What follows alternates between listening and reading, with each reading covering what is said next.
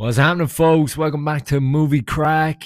Happy 1st of October. It's officially spooky season, baby. To celebrate my new channel and to celebrate my favorite time of the year, I'm going to attempt to review a horror movie every single day this month.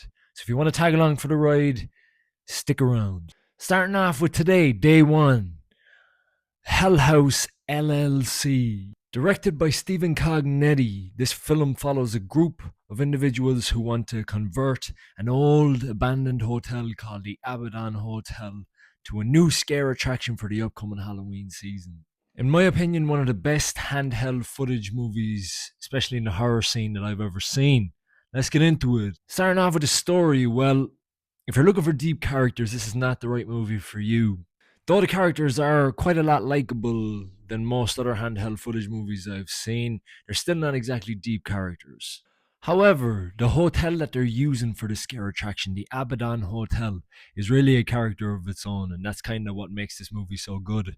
So the movie's filmed like a documentary style. It's doing interviews and kind of doing some time jumps between what happened back then and what's happening now, and it's really well done. Essentially, there is a survivor from the event that happens on opening night at the scare house where 15 people lose their lives for some bizarre reason. This survivor is in almost like a police interrogation situation, but she's actually being interviewed by journalists, and she provides them a bag of tapes, and in those tapes we kind of see the events that unfold that lead up to the big tragedy. So as the story goes on, we see the folks get to the hotel for the first time. We see them setting it up for this big scare house attraction on Halloween night. And it's really believable the way that they have to set up the lighting system, set up the camera systems, and all of these systems put in place create lots of very intense scare sequences as the movie goes on. It's very good. So yeah, that's the story in a nutshell. These characters set up the scare house. In the process of doing so, experience some dark stuff going on, and then it leads to a big event that happens on opening night, and kind of the story focuses around all of that. Pacing. So the pacing of this movie is definitely not the worst, but not the best I've ever seen either. I believe the movie is around 2 hours long, and I feel like it could have been about 20 minutes or so shorter. I don't think they needed 2 hours to kind of tell this story.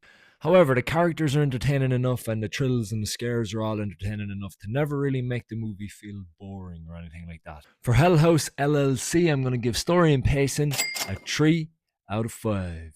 Easy money. On to visuals and direction, and holy shit, this movie does very well with visuals for a handheld footage movie. The director uses light very smartly. For example, a character's in the forefront, and in the background there may be a red or a blue light in a doorway, and you kind of see shadows go past that as the character is talking to the camera, which leads me to my next big positive with this movie. The fucking scare sequences are fucking terrifying in this movie. It's not jump scares. The thing is just kind of in frame, and the character is oblivious to it, but sometimes the character even looks at it directly, which adds so much more scariness to the whole sequence. Yeah, the fucking ghosts in this movie don't fucking mess around, man, let me tell you. In fact, there are 3 clown props in this movie, and I call them the 3 fucking cunts because they fucking bounce around all over here and there, and it adds so much fun to the scare sequences. One of the clowns in particular, this cunt here, I'm putting him up on screen now.